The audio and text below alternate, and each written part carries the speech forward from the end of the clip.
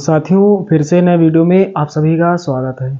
तो दोस्तों, आज हम लोग फिर से पढ़ने वाले हैं ऑब्जेक्टिव प्रश्न बहुविकल्पी प्रश्न कक्षा 10 विषय गणित के। साथियों, जो खंड आ होता है बोर्ड एग्जाम में 20 नंबर का पूछा जाता है वहाँ पर, और वहाँ पर प्रत्येक सवाल के नीचे 4 वहाँ पर ऑप्शन दिए जाते हैं और सही ऑप्शन हमें वहाँ पर बताना होता है। तो चलिए दोस्तों, शुरुआत करते हैं। दोस्तों, यहाँ पर पहला सवाल लिखा हुआ है। तो जो पहला सवाल है, जैसा कि यहाँ पर स्क्रीन में आपको दिखाई दे रहा होगा, यहाँ पर दोस्तों लिखा हुआ है समांतर श्रेणी एपी 2, 7, 12 और आगे डैश डैश लगा हुआ का 10वां पद होगा।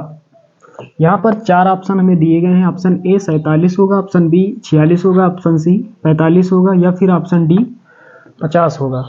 चलिए दोस्तों, यहाँ पर हल करते हैं। तो यहाँ पर जो समांतर श्रेणी यहाँ पर हमें दी गई है, AP बराबर यहाँ पर लिखते हैं 2, 7, 12 और उसके बाद यहाँ पर डैश डैश लगा हुआ है। दोस्तों, यहाँ पर हमें 10वां पद ज्ञात करना है, तो n का मान कितना 10। अब दोस्तों, nवां पद का फार्मूला क्या होता है? दोस्तों, ये होता है an बराबर a plus n-1 into D. तो साथियों, यहाँ पर सूत्र में देख पा रहे हैं, यहाँ पर a होता है और d होता है। n तो यहाँ पर हमें ज्ञात है कि n का मान 10 है, तो a और d का मान हमें चाहिए। चलिए यहाँ से निकाल लेते हैं। यहाँ पर जो समांतर श्रेणी दी गई इसका ये पहला पद है, ये दूसरा ये तीसरा पद। तो जो पहला पद होता है उसे हम प्रथम पद कहते हैं, a1 या फिर a। तो ये दोस्तों a यानी प्रथम पद कितना है 2। डिफरेंस कैसे निकालेंगे? आगे वाले पद में पीछे वाले को घटाएंगे। तो यहाँ पर 12 में यदि हम 7 घटाएंगे तो हमें डिफरेंस मिल जाएगा, या फिर 7 में हम 2 घटा लें तब भी हमें डिफरेंस सेम मिलेगा। तो ये A3 है, ये A2 है और ये A1 है। तो चलिए किसी एक में घटा लेते हैं। यहाँ पर A3 यहाँ पर माइनस कर देते हैं A2, ये बराबर होगा डिफरेंस यानी D के। तो A3 यानी तीसरा पद कितना है 12 माइनस A2 कितना है 7 है बराबर D, और 12 में 7 घटाएंगे 5 बचेगा। तो D का मान कितना 5, यानी डिफरेंस कितने का है दी गई समांतर श्रेणी में 5 का है। तो यहाँ पर रख देंगे दोस्तों A n के स्थान पर 10, A यानी प्रथम पद, A का मान 2 है तो 2 प्लस n के स्थान पर हमें कितना रखना है 10, 10 माइनस 1 इंटू D 5, 2 हो जाएगा प्लस 10 में घटाएंगे 9 बचेगा और गुणे 5, तो कितना हो जाएगा 9 पचे 45 और 45 2 47। तो यहाँ पर ऑप्शन दोस्तों कौन सा करेक्ट हो जाएगा? ऑप्शन ए, ये दोस्तों ऑप्शन करेक्ट हो जाएगा। चलिए दोस्तों, इसे एक और तरीके से लगाते हैं। दोस्तों, समांतर श्रेणी का जो व्यापक रूप होता है, तो यहाँ पर हमसे पूछा जा रहा है 10वां पद। तो 10वां पद यहाँ पर क्या होगा? a plus 9d, a plus 9d। ए का मतलब प्रथम पद 2 है, प्लस 9 लिखेंगे, बुरा लगाएंगे d, डिफरेंस कितने का था 5 का, d का मान कितना 5। तो यहाँ पर 2 प्लस 9 पचे 45 और ये कितना हो जाएगा 47 हो जाएगा। तो इस तरीके से भी आप लगा सकते हैं। दोस्तों, सवाल नंबर दूसरा यहाँ पर हल करते हैं। तो साथियों, सवाल नंबर 2 यहाँ पर पहले यहाँ पर पढ़ते हैं। तो साथियों, यहाँ पर लिखा है दी गई संख्या में अभाज्य संख्या होगी। तो दूसरा जो सवाल है इसके ऑप्शन यहाँ पर लिख लेते हैं। तो साथियों, पहला ऑप्शन दिया गया है 0, दूसरा ऑप्शन 1 और तीसरा ऑप्शन 8 और चौथा ऑप्शन डी। तो यहाँ पर दोस्तों हमें बताना है कि अभाज्य संख्या इनमें से कौन सी है। साथियों, सबसे छोटी अभाज्य संख्या कौन सी होती है 2। सबसे छोटी अभाज्य संख्या कौन सी होती है 2। तो यहाँ पर ऑप्शन में हमें दिया गया है 2, तो हमारा ऑप्शन डी जो है ये करेक्ट हो जाएगा। यहाँ साथियों थोड़ा और जान लेते हैं, अभाज्य संख्याएं किसे कहते हैं? ऐसी संख्याएं जो खुद से कटती हैं, जो स्वयं से कट जाती हैं, उन्हें हम अभाज्य संख्याएं कहते हैं। अब चलिए दोस्तों, सवाल नंबर 3 हल करते हैं। तो साथियों, सवाल नंबर 3 क्या है? यहाँ पर देख पा रहे हैं, स्क्रीन में आपको दिखाई दे रहा होगा। किसी धनात्मक पूर्णांक q के लिए प्रत्येक धनात्मक सम पूर्णांक का रूप होगा। तो यहाँ पर A, B, C, D 4 option दिए गए हैं। A ऑप्शन है q-1 का रूप होगा, ऑप्शन बी दिया गया है q+1 का रूप होगा, ऑप्शन सी दिया गया है 2q होगा, ऑप्शन डी दिया गया है 2q प्लस 1 का रूप होगा किसी धनात्मक समपूर्णांक के लिए। तो चलिए दोस्तों इसे हल करते हैं। साथियों यहाँ पर आप सभी को पता होगा कि पूर्णांक क्या होते हैं। जैसे यहाँ पर कुछ नंबर हम लिख लेते हैं 1 2 3 4 5 6 7। यहाँ पर दोस्तों यहाँ पर देख पा रहे हैं जो 1 है ये भी पूर्णांक है, 2 जो है ये भी एक पूर्णांक है, 3 है ये भी एक पूर्णांक है, यानी सभी यहाँ पर ये पूर्णांक है। लेकिन दोस्तों जो 1 है ये दोस्तों विषम पूर्णांक है, विषम पूर्णांक है। और 2 जो है ये समपूर्णांक है, ये समपूर्णांक है।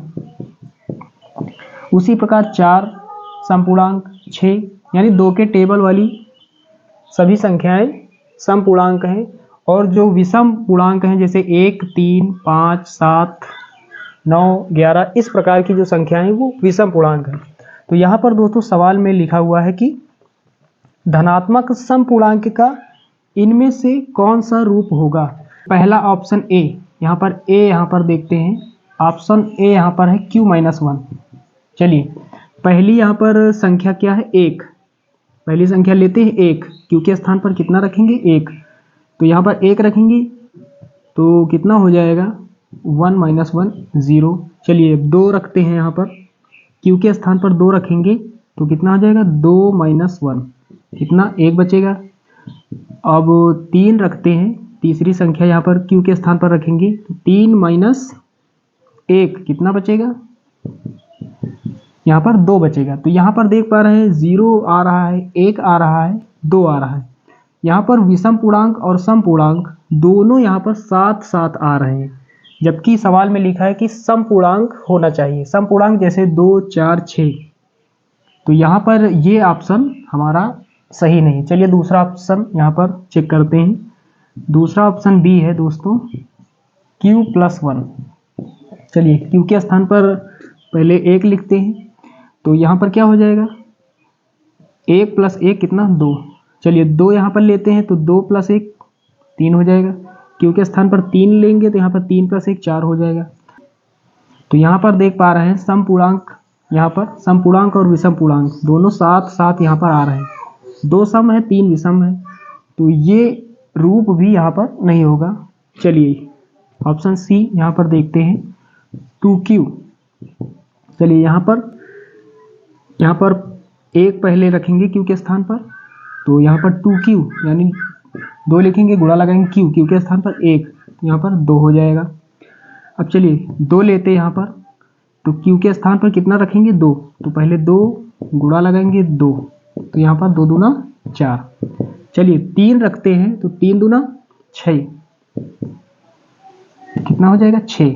एक नंबर और लेते हैं, यदि हम 4 लेते हैं तो 4 दूना कितना हो जाएगा 8। संख्याओं का जो रूप आ रहा है यहाँ पर ये सभी सम संख्याएं यहाँ पर आ रही हैं। 2 सम संख्या है, 4 सम संख्या, 6 सम संख्या, ये सभी सम संख्याएं हैं। तो साथियों यहाँ पर सवाल में हमसे पूछा जा रहा है कि कौन सा रूप होगा जो हमें धनात्मक सम संख्याओं का रूप देता हो। तो यहाँ पर ऑप्शन सी जो है ये 2q ये हो जाएगा। चलिए साथियों कभी कभार इसी का उल्टा सवाल आ जाता है, यानी सवाल जो होता है इस प्रकार से होता है, किसी धनात्मक पूर्णांक q के लिए प्रत्येक धनात्मक विषम पूर्णांक होगा। तो विषम पूर्णांक के लिए इनमें से कौन सा रूप होगा, तो ये दोस्तों विषम के लिए होता है। विषम पूर्णांक का रूप क्या होता है 2q+1। अब चलिए दोस्तों सवाल नंबर 4 यहाँ पर। तो साथियों सवाल नंबर क्या है 4 यहाँ पर पढ़ते हैं। यदि एक वृत्त का क्षेत्रफल तथा परिमाप संख्यात्मक रूप से समान है तो उस वृत्त की त्रिज्या होगी। चलिए यहाँ पर ऑप्शन लिख लेते हैं, ऑप्शन ए बी। तो सवाल यहाँ पर क्या था कि यदि एक वृत्त का क्षेत्रफल तथा परिमाप संख्यात्मक रूप से समान है तो उस वृत्त की त्रिज्या होगी पाई मात्रक होगी। त्रिज्या यानी r का मान 4 मात्रक होगी, 7 मात्रक होगी या फिर 2 मात्रक होगी। तो यहाँ पर दोस्तों हल करते हैं इसे।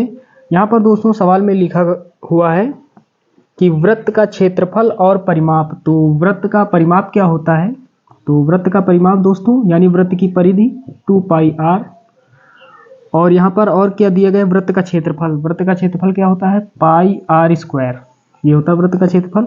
और यहाँ पर लिखा हुआ है क्षेत्रफल तथा परिमाप संख्यात्मक रूप से समान है यानी बराबर है, तो बीच में लगाएंगे बराबर। अब यहाँ पाई से पाई कैंसिल हो जाएगा, आर स्क्वायर है, आर से आर कट जाएगा, तो यहाँ बचेगा 2 बचेगा, और यहाँ पर क्या आर, तो त्रिज्या आर का मान कितना 2, तो यहाँ पर 2 मात्रक यानी ऑप्शन डी जो है ये आपका करेक्ट हो जाएगा। अब चलिए दोस्तों सवाल नंबर 5। तो साथियों सवाल नंबर 5 यहाँ पर है समीकरण 3/x - 2x बराबर 2/x का हल है। समीकरण 3/x - 2x बराबर 2/x का हल है। चलिए यहाँ पर ऑप्शन यहाँ पर दिए गए हैं ए। तो चलिए दोस्तों हल करते हैं। तो दोस्तों हमें समीकरण दिया गया है 3/x - 2x बराबर 2/x। इसे हल करना है यानी यहाँ पर हमें x का मान निकालना है। चलिए यहाँ पर कुछ नहीं, नीचे बटे में 1 मान सकते हैं, तिर्यक गुणा करेंगे 3 1 के 3 माइनस x का गुणा होगा, तो यहाँ पर x स्क्वायर हो जाएगा, और बटे में x 1 के x बराबर 2/x। x से x कैंसिल हो जाएगा, यहाँ पर क्या हो जाएगा 3 - 2x स्क्वायर बराबर 2। यहाँ पर माइनस का 2x स्क्वायर इसको उधर भेजेंगे तो ये प्लस का हो जाएगा, तो यहाँ पर लिखेंगे 3 बराबर, यहाँ पर लिखेंगे 2 और इसको उधर भेजेंगे तो प्लस का हो जाएगा 2x स्क्वायर। तो यहाँ पर क्या हो जाएगा, यहाँ पर 3 हो जाएगा, और ये माइनस का 2x स्क्वायर था, इसको हमने 2 की तरफ भेजा तो ये प्लस का हो गया। अब 2 को इस तरफ लाएंगे तो यहाँ पर क्या हो जाएगा, माइनस का 2 हो जाएगा बराबर यहाँ पर 2x स्क्वायर। 3 में 2 घटाएंगे 1 बचेगा, और इधर क्या बचेगा 2x स्क्वायर। चलिए यहाँ हल करते हैं। हमें दोस्तों x का मान चाहिए, तो x को वहीं रोकेंगे, 2 उधर गुणा कर रहा है इधर भाग करेगा, तो 1/2 हो जाएगा, और उधर क्या बचेगा x स्क्वायर।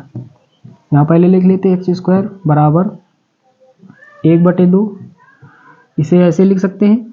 और इधर से स्क्वायर हटेगा तो उधर जो संख्या है उसके ऊपर रूट लग जाएगा, पूरे के ऊपर रूट यानी अंडर रूट 1/2। दोस्तों आगे हल करेंगे तो यहाँ पर क्या हो जाएगा x बराबर, यहाँ पर कोई भी संख्या जब रूट से बाहर आती है तो प्लस माइनस की आती है, तो 1 यहाँ पर दोस्तों रूट के अंदर 1 है तो 1 बाहर निकलेगा, और यहाँ पर अंदर क्या बचेगा रूट के अंदर 2, और यहाँ लिखेंगे प्लस माइनस। तो साथियों यहाँ पर x का मान क्या हो जाएगा प्लस माइनस 1/√2। तो यहाँ पर क्या हो जाएगा आंसर प्लस माइनस 1/2। ये दोस्तों ऑप्शन डी। तो यहाँ पर दोस्तों रूट था, यहाँ पर रूट लगा हुआ था, प्लस माइनस 1/√2। ये दोस्तों ऑप्शन डी जो है ये आपका करेक्ट हो जाएगा। चलिए दोस्तों सवाल नंबर 6 यहाँ पर हल करते हैं। तो दोस्तों सवाल नंबर 6 पढ़ते हैं यहाँ पर एक बार। समीकरण x² - 2x + 1 बराबर 0 के मूल होंगे। मूल का मतलब x के यहाँ पर मान क्या होंगे। तो साथियों द्विघात समीकरण को जब हम हल करते हैं तो x के हमें 2 मान प्राप्त होंगे। तो यहाँ पर ऑप्शन ए बी सी और डी में यहाँ पर दिए गए हैं कि x के जो 2 मान प्राप्त होंगे 1 1 होंगे, 1 - 1 होंगे, 2 या -2 होंगे, या फिर दोनों x के मान 2 और 2 होंगे। करते हैं तो दोस्तों यहाँ पर समीकरण हमें दिया गया है x² - 2x + 1 बराबर 0। दोस्तों इसे हम श्रीधराचार्य सूत्र से हल करेंगे, जिसे द्विघाती सूत्र भी कहते हैं। तो इसकी तुलना हम ax² + bx + c बराबर 0 से पहले करेंगे।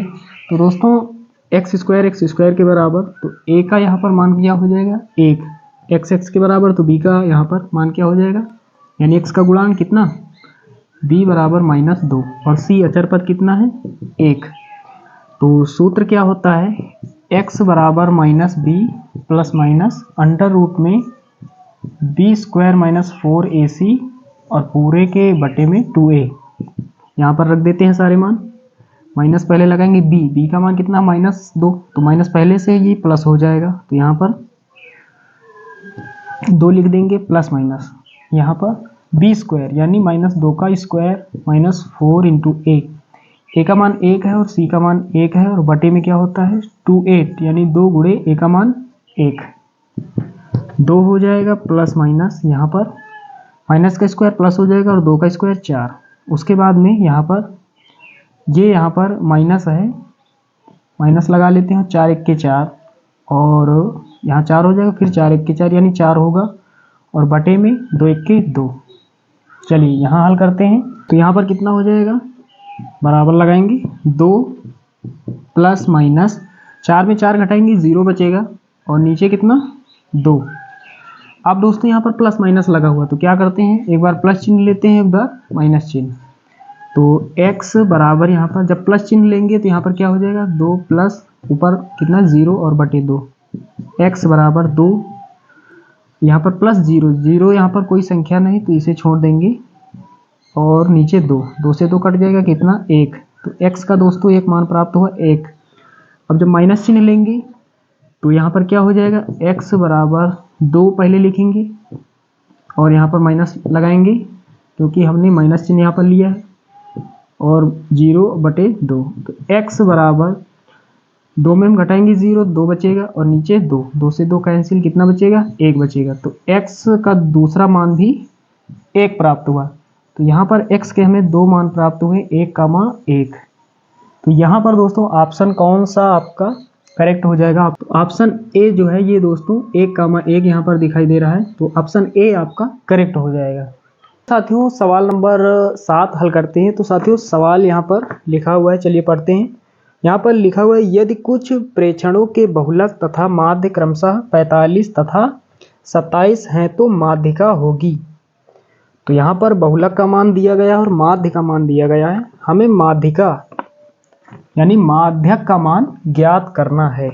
चलिए दोस्तों यहाँ पर ऑप्शन दिए गए हैं, चलिए यहाँ पर देखते हैं कौन सा ऑप्शन सही होता है।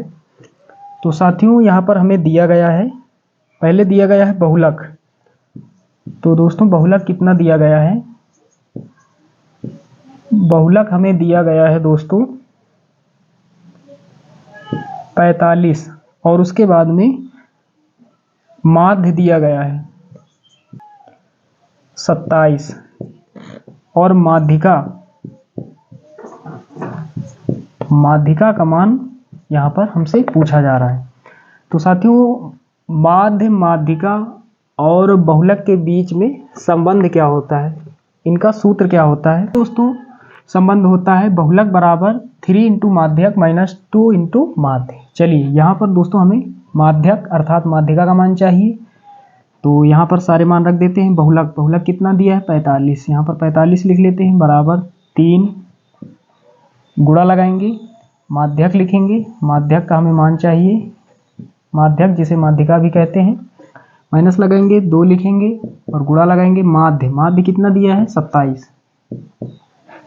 दोस्तों यहाँ पर क्या हो जाएगा 45 हो जाएगा और यहाँ पर दोस्तों 27 दूना कितना 54, तो माइनस का 54 हो जाएगा, इसको इधर लाएंगे तो ये प्लस का 54 हो जाएगा और यहाँ पर क्या बचेगा 3 गुणे माध्यक।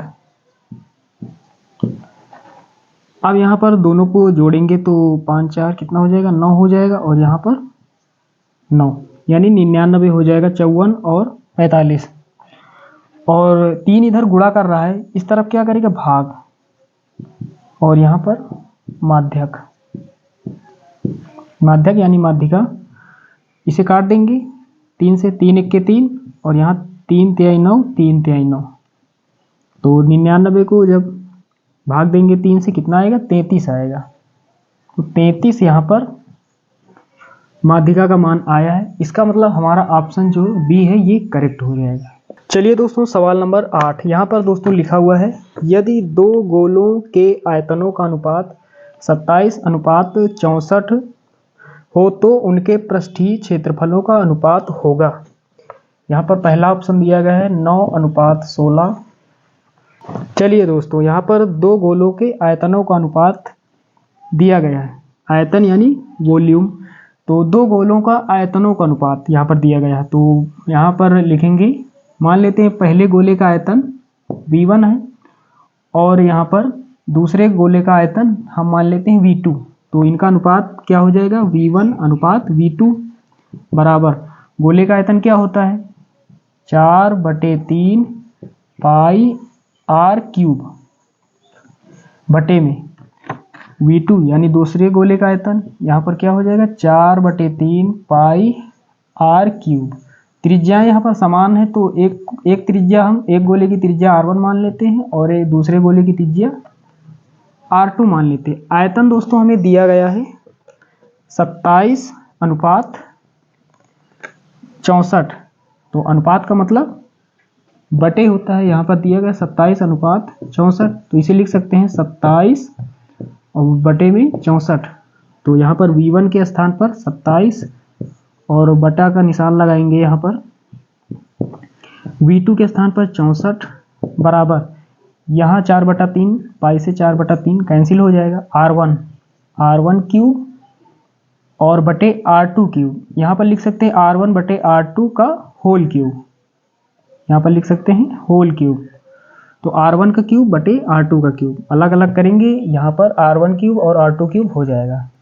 इसे दोस्तों यहाँ पर क्यूब बनाते हैं तो यहाँ पर क्या लिख सकते हैं 27 कितने का क्यूब है 3 का, 64 कितने का 4 का, तो ऊपर यहाँ पर लिखेंगे क्यूब, 3 का क्यूब 27 और 4 का क्यूब 64 और यहाँ पर R1 बटे R2 का होल क्यूब। अब दोस्तों यहाँ पर तुलना करेंगे, तो तुलना जब करेंगे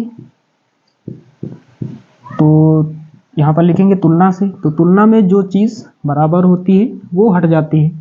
पावर के बराबर है तो यहाँ पर पावर हट जाएगी, 3/4 बराबर क्या हो जाएगा R1 बटे R2, यानी पहला जो गोला है उसकी त्रिज्या 3 हो जाएगी और दूसरा जो गोला है उसकी त्रिज्या R2 बराबर 4 हो जाएगी। अब दोस्तों त्रिज्याएं यहाँ हमें मालूम हो गई, अब हम निकाल सकते हैं, यहाँ पर क्या पूछा जा रहा है पृष्ठीय क्षेत्रफलों का अनुपात, तो यहाँ पर हम निकाल सकते हैं। चलिए यहाँ पर निकाल लेते हैं। तो यहाँ पर दोस्तों गोले का पृष्ठीय क्षेत्रफल, दो गोले हैं तो पहले गोले का पृष्ठीय क्षेत्रफल S1 मान लेते हैं और दूसरे गोले का पृष्ठीय क्षेत्रफल S2 मान लेते हैं। और यहाँ पर पृष्ठीय क्षेत्रफलों का अनुपात यानी बटे में लिखेंगे S1 बटे S2। अब यहाँ पर सूत्र लगाएंगे, तो गोले का पृष्ठीय क्षेत्रफल क्या होता है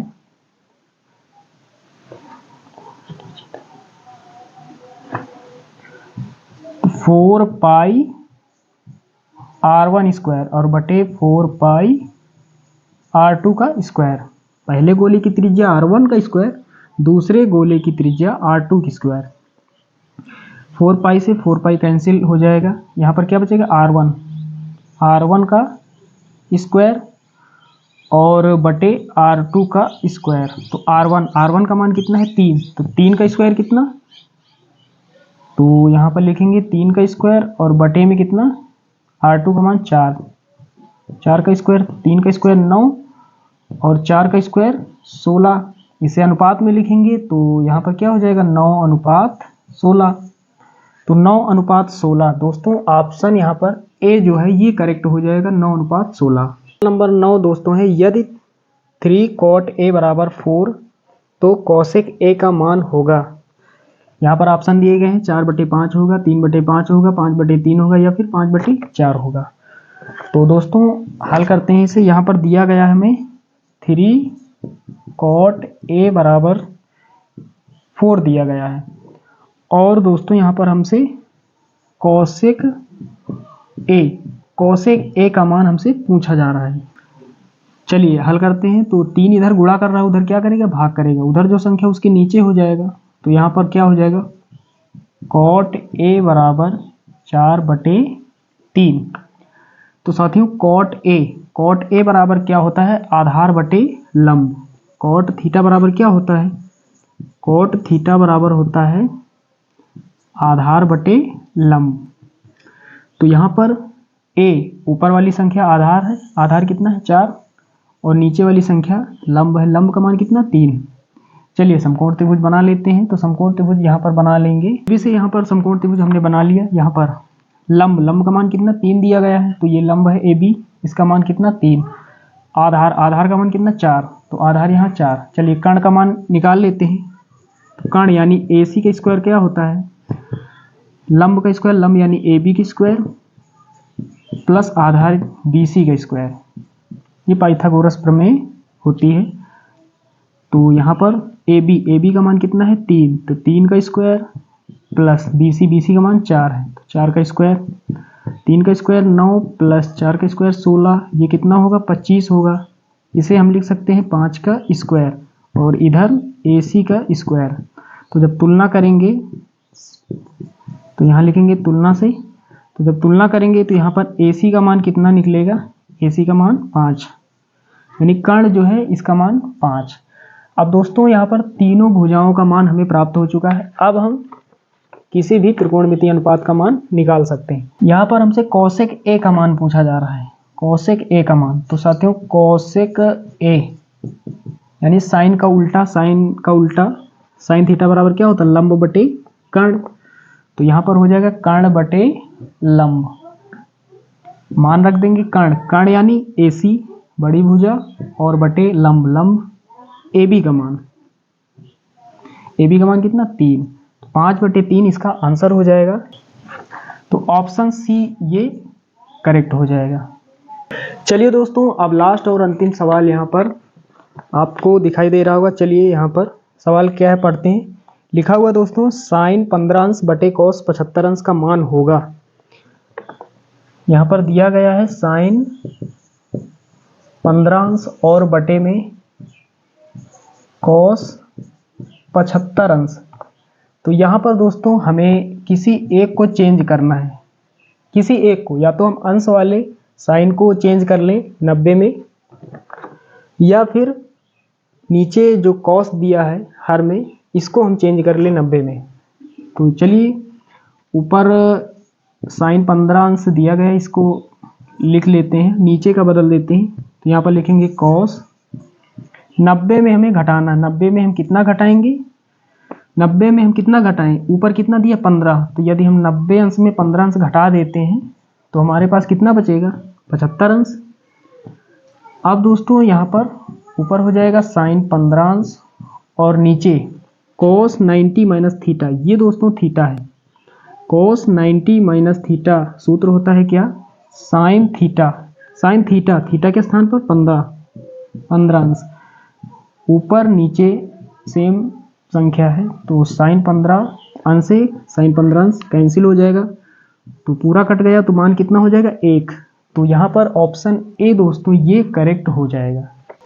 तो साथियों उम्मीद करता हूँ कि आपको लगभग सारे सवाल समझ में आ गए होंगे। चलिए दोस्तों मिलते हैं अगले वीडियो में, तब तक के लिए जय हिंद।